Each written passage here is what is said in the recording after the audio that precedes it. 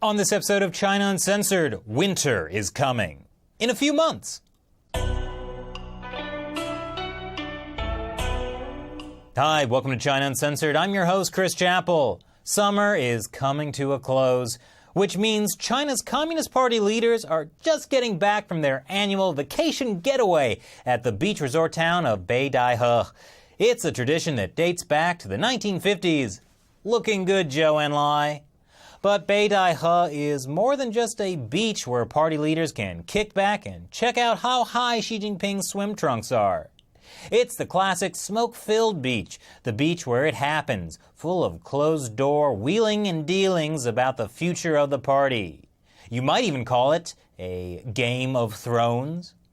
Like the Lannisters and the Starks, Communist Party chairman and self-appointed President Xi Jinping is locked in battle with another faction inside the party to see who can get and keep his own people in the highest positions of power.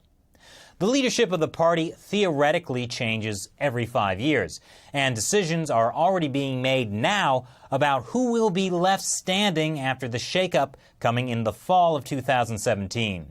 According to precedent, 5 of the 7 youthful, raven-haired bureaucrats that make up China's ruling Politburo Standing Committee will step down from office. And one of the new guys will be Xi Jinping's successor. That's right. According to precedent again, Xi should only serve 2 terms. In other words, he's supposed to step down in 2022. Except that some analysts are now saying that Xi may try to hang on to his job for just a tiny bit longer than that and avoid naming a successor. Not that he wants to be ruler for life or anything crazy like that. According to Chinese politics expert Willy Wolap Lam, awesome name by the way, Xi might just retain control of the army and police once he stepped down as president in 2022. You know it's important to have hobbies after retirement. Actually, Xi Jinping is probably worried because he's already made a lot of enemies with his intense so-called anti-corruption campaign. He's used it to take away power from once mighty factions like the Communist Youth League and the Shanghai gang of former party leader Jiang Zemin. Not to mention the complete annihilation of the Qingdao crew, the Jade Garden Boys, and the Golden Dragon Buffet clan. Anyway, the point is, Jiang Zemin has now become Xi Jinping's arch-rival. Most of the big names that Xi has taken down with his anti-corruption campaign were closely tied to Jiang, who continued to have a huge amount of control over the party even after he supposedly stepped down in 2002.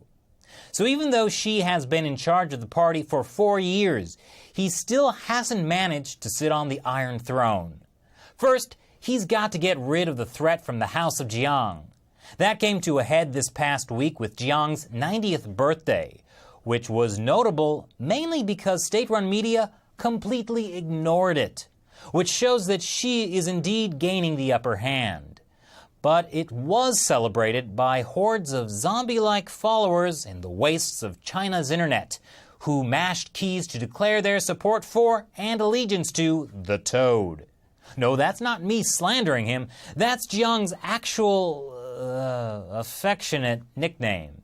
Because, yeah.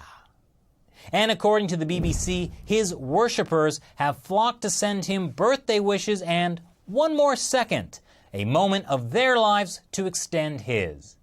Let me take a moment to just acknowledge how weird and creepy that is.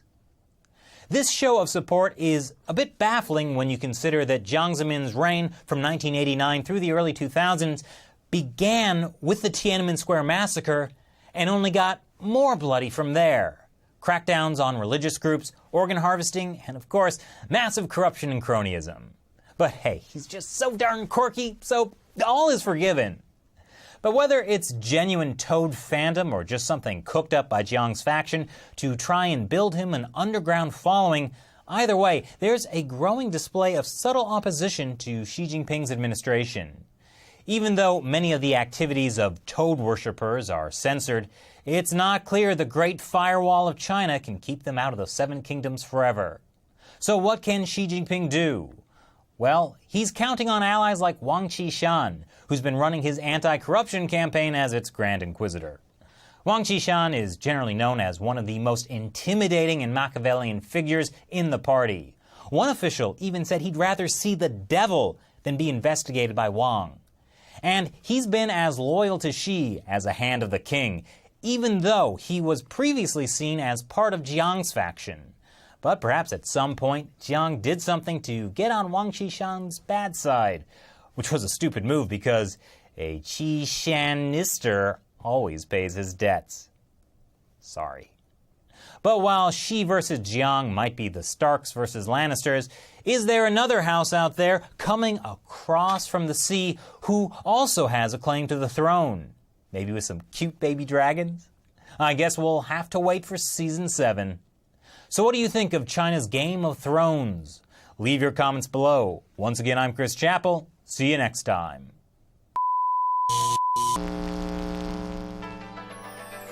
Eat your heart out. The world totally approves of China's organ transplant system. But actually, don't do that. Your heart is worth $130,000 on the Chinese market. Look, up in the sky. It's a bird. It's a plane.